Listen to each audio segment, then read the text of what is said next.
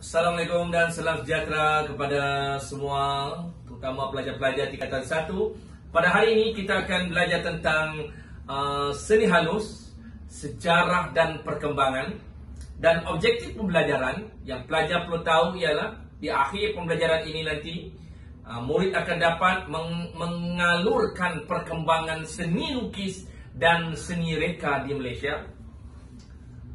Kemudian dari sudut seni halus, sejarah dan perkembangan, keduanya tokoh dan karya, pertumbuhan dan persatuan, dan yang terakhir institusi seni. Sejarah dan perkembangan. Sejarah seni visual bermula pada tahun 1920-an dengan penubuhan Penang Impressionist Society. Pada tahun 1930-an, muncul sekumpulan pelukis yang dikenali sebagai 12 pelukis perintis di Pulau Pinang. Pada tahun 1950-an pula, muncul pelukis yang menggunakan subjek tempatan sebagai tema dalam karya catan. Selepas merdeka, lanskap seni visual negara terus berubah. Perkembangan seni visual semakin rancak dengan penubuhan angkatan pelukis se-Malaysia dan pertubuhan pelukis Malaysia. Baiklah, seterusnya kita akan melihat tokoh dan karya seni halus. Pertamanya kita akan melihat seorang tokoh bernama Abdullah Arif yang telah lahir pada tahun 1905 di Pulau Pinang. Pelukis self-taught, artis aliran impresionisme, dan menjadi guru seni kepada kumpulan ekspatriat Eropah dan Penang Impressionist Society di Pulau Pinang. Karyanya lebih keeropahan dari segi komposisi, pendekatan, dan lebih terperinci. Di antara karya-karyanya yang popular ialah Coconut Plantation pada tahun 1950 menggunakan cat air, dan satu lagi Bumi Bahagia Lombong Bijih Malaya pada tahun 1960 juga menggunakan cat air koleksi LPS VN. Selain itu, seorang lagi tokoh, Chua Tien Teng, yang lahir pada tahun 1912 di negara China, seorang pelopor kepada catan batik. Catan batiknya merupakan suatu medium pengucapan seni yang baru dan unik di persada seni antarabangsa pada waktu itu. Antara yang popular pada tahun 1989, karya batiknya dengan tajuk Tell You a Secret, dan satu lagi pada tahun 1991, Mother and Child. Pelajar-pelajar sekalian, sekarang kita nak lihat seorang lagi tokoh yang terkenal, iaitu Muhammad Hussein Enas yang lahir pada tahun 1924 di Indonesia. Seorang pelukis aliran realisme dan khusus dalam seni potret.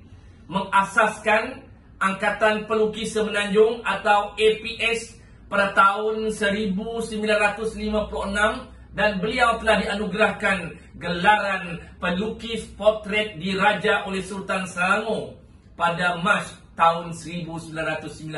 Di antara karyanya yang popular ialah self portrait, gambarnya pada tahun 1954, pastel koleksi LPS VN, dan pengantin perempuan Iban pada tahun 1963, cat minyak koleksi LPS VN.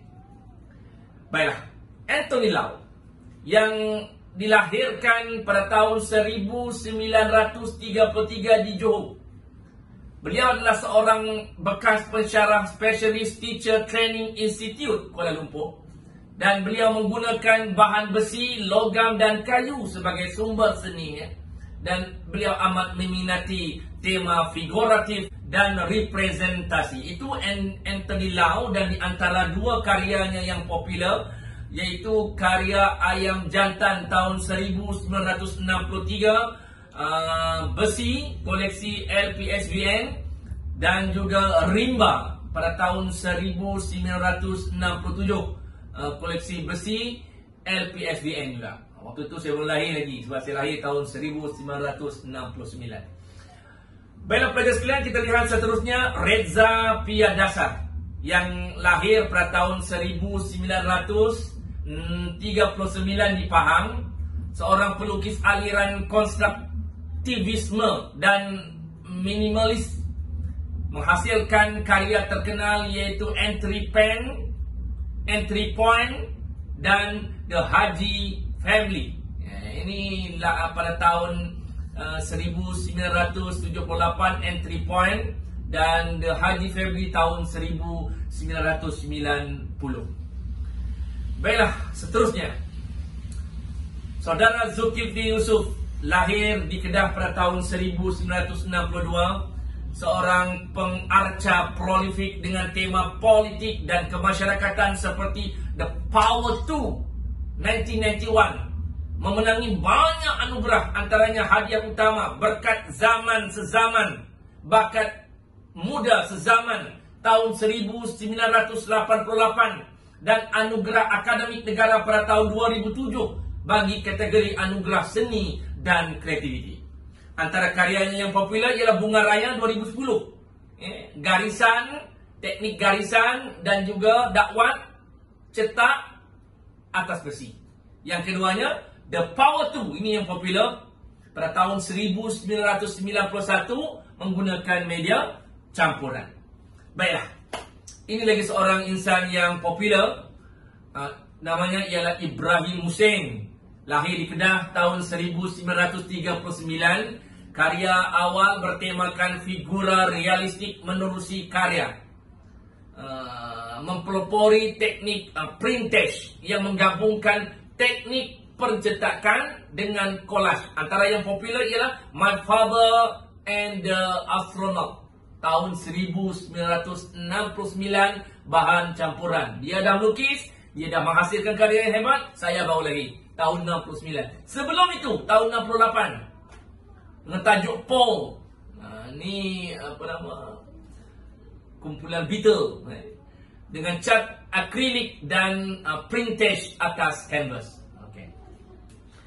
Dan seterusnya Johari Said lahir pada tahun 1961 di Perak, seorang pelukis cetak prolifik dalam teknik cetakan kayu lino dan garisan asid dengan pelbagai gaya seperti presionalisme dan surrealisme. Pernah menerima beasiswa Japan Foundation untuk mempelajari cetakan kayu tradisional. Antara dua karyanya yang kita boleh lihat yang popular ialah Baju Kurung dan Secawan Kopi pada tahun 1991 dan di atas cetakan lino. Dan yang keduanya Kata Nak Jadi Lembu Dua tahun 1999, cetakan potongan kayu koleksi LPSDN. Baik, sekarang kita lihat pula pertubuhan dan persatuan. Sebelum menyambut kemerdekaan pada tahun 1957, satu pertubuhan yang diberi nama Penang Impressionist Society yang telah ditubuhkan pada tahun 1920-an. Kebanyakan ahlinya terdiri daripada isteri-isteri golongan ekspatriat dan seorang insan yang bernama Abdullah Arif ialah tenaga pengajar dan Puan Lim Cheng Kung sebagai penajar. Pada tahun sebelum merdeka juga, satu pertubuhan yang diberi nama Wednesday Art Group ditubuhkan pada tahun 1952. Namanya Wednesday, hari Rabu. Mungkin dibentuk, diwujud, ditubuhkan pada hari Rabu, kita tak tahu. Dan pengasasnya ialah Peter Harris. Ahlinya terdiri daripada berbilang bangsa seperti Patrick Ng Kah On, Cheong Lai Tong, Zulkifli Buyung, Syed Ahmad Jamal yang popular, Ismail Mustam dan Grace Selvana Yagam. Tujuannya Wednesday Art Group ini dibentuk ialah untuk memperkenalkan estetik dan teknik seni menerusi gagasan seni sebagai wadah ekspresi diri. Baiklah, sekarang kita lihat pertumbuhan selepas merdeka. Satu angkatan yang diberi nama Angkatan Pelukis Malaysia yang telah ditubuhkan setahun selepas pembentukan Tanah Melayu, kemerdekaan Tanah Melayu, iaitu pada 15 April 1958. Nama asal pertubuhan ialah Angkatan Pelukis Semenanjung dan pengasasnya ialah insan yang terkenal ni, Muhammad Hussein Enas. Antara ahlinya, hebat-hebat, Syed Ahmad Jamal, Yaakob Latif, Habibah Manan dan Zakaria Nur. Dan tujuan pertubuhan Angkatan Pelukis Malaysia ini ialah untuk menyatu padukan pelukis Melayu dengan memperkenalkan gaya naturalisme. Okey. Sekarang kita lihat Persatuan Pelukis Malaysia. Juga lahir selepas merdeka, ditubuhkan pada tahun 1979. Presidennya ialah Syed Ahmad Jamal. Antara ahlinya ialah Sulaiman Osman.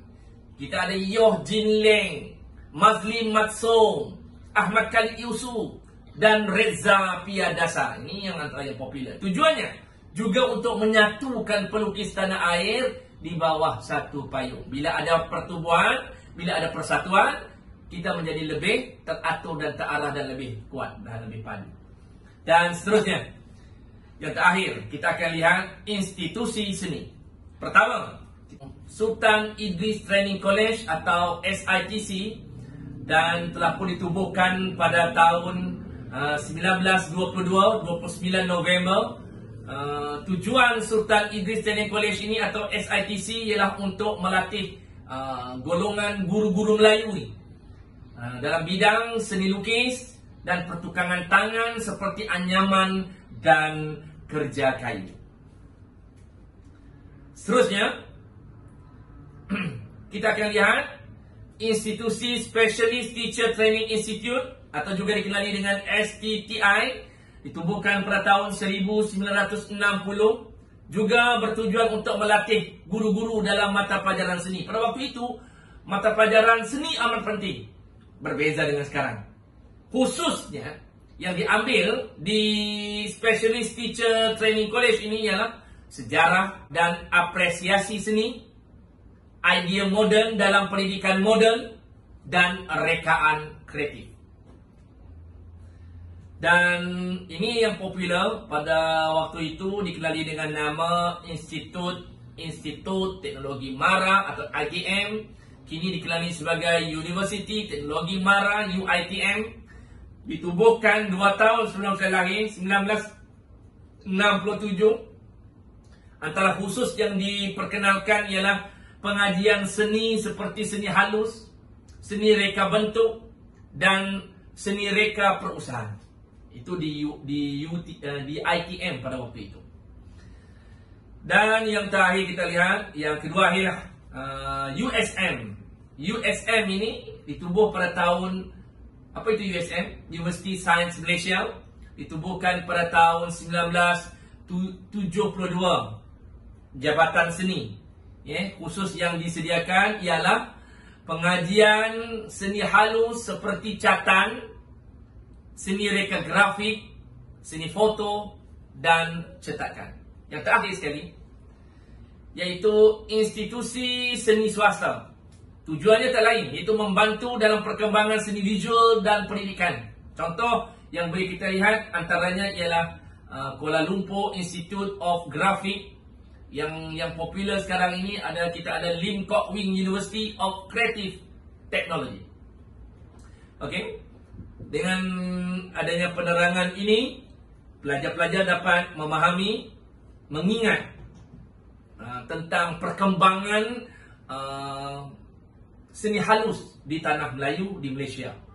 Jadi pelajar-pelajar sekalian, kalau ini adalah satu penerangan yang boleh memberi manfaat, pelajar-pelajar akan dapat banyak manfaat kalau diulang banyak kali sebagai mengukuhkan ingatan kita terhadap apa yang kita belajar pada kali ini. Oleh kerana topik yang pertama ini kita akan menyentuh dalam masa 5 minggu, maka topik-topik ini amat penting tapi agak sukar bagi para pelajar. Kenapa? Sebab pelajar-pelajar merasakan perkara ini agak sedikit membosankan untuk mengingat, menghafal dan sebagainya. Tapi harus dipahami pelajar-pelajar sekalian, kita kena tahu sejarah dia, kita kena tahu susu galur segalanya agar kita memahami perkembangan seni visual di tanah air kita. Terima kasih. Sampai jumpa lagi. Assalamualaikum warahmatullahi wabarakatuh. Bye.